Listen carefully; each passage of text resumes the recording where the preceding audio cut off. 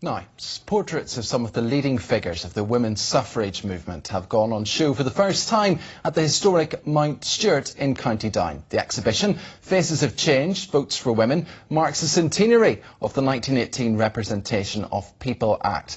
You're advised that this report from Barbara McCann contains some strobing images.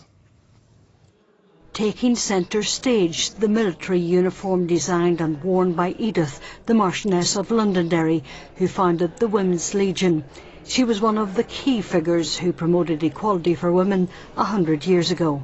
Our leading lady of the family, the Marchioness of Londonderry, who lived here between 1878 and 1959, was an ardent suffragist. She campaigned hugely for women's rights. She believed in equality between the classes, and she spoke publicly from as early as 1909 at rallies on how women should be given the vote. So to bring this Faces of Change Women in Power exhibition to Mount Stewart, it really couldn't be any more of a natural fit.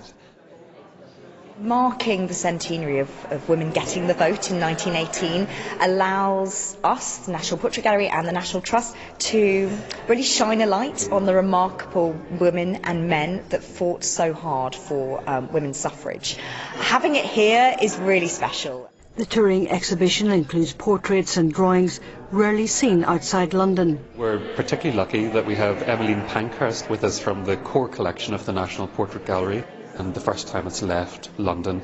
Nancy Astor was a friend and a foe of the Marchioness of Londonderry. They both were suffragists, but they didn't quite agree on every aspect of life, and so they once said famously, "We may not always agree, but we're striving for a common purpose." And so to have Lady Londonderry here with her friends and her foes all together having a debate about women in power and equality is really exciting. The exhibition is open from Thursday to Sunday until the beginning of February. Barbara McCann, UTV Live, Mount Stewart.